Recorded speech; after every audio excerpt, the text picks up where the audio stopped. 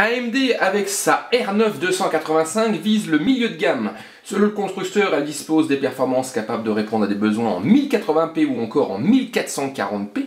Nous avons devant les yeux une version customisée signée Saphir, la DualX R9 285. Il s'agit de la version OC, donc la version overclockée. Présentation de cette DualX R9 285, disponible déjà en boutique depuis un petit moment, que l'on peut trouver aux alentours de 190 €. Nous sommes ici donc devant une carte customisée signée Saphir. Elle s'appuie sur la R9 285 qui, pour rappel, est une solution graphique AMD visant le milieu de gamme et en particulier les définitions 1080p et 1440p. La R9 285 s'appuie sur un GPU nommé Tunga, c'est du 28 nanomètres bien sûr, avec 1792 Steam processeurs, 112 unités de texture et 32 ROP. Tout ceci s'accompagne de 2 Go de GDR5 exploité par un bus 256 bits.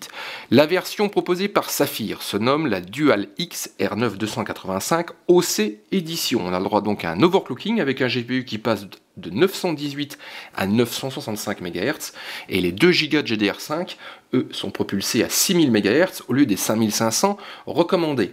On a affaire à une solution customisée, comme on le vous disait, avec l'utilisation de composants renforcés, mais également, comme on peut le voir, un système de refroidissement basé sur 2 ventilateurs, d'où l'appellation DualX. Le carter est de belle facture, c'est du plastique, avec l'utilisation de 2 couleurs, noir et de mauve.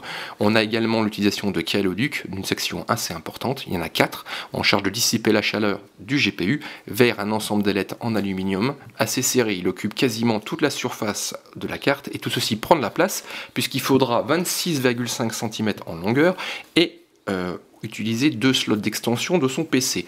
On regarde au niveau connectique, on va retrouver du DVI, Dual Link DVI-D, Dual Link DVI-I, mais on a également du HDMI et du DisplayPort 1.2. La carte nécessitera l'utilisation de 2 PCI Express en 6 broches pour son alimentation, et on a une petite originalité, puisque je ne sais pas si vous pouvez voir, on a un petit bouton ici qui permet d'activer ou non l'UEFI, ou encore d'avoir un BIOS de sauvegarde en cas de flashage qui se déroule mal. Cette R9 285 Dual XOC édition signée Saphir est disponible actuellement en boutique. Elle se positionne aux alentours de 190 €.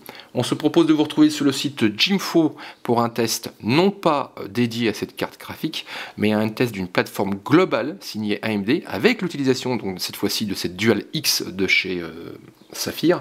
On aura également une carte mère signée cette fois Asus, c'est une A88X Pro, et un tout nouveau APU, l'A10-7870K, donc c'est le refresh de Kavri avec des fréquences revues à la hausse. Tout ceci avec également de la mémoire signée AMD, ce sont des Radeon R9 et même un SSD signé également AMD. Donc le test sera publié prochainement sur le site, donc on vous donne rendez-vous sur jimfo.com.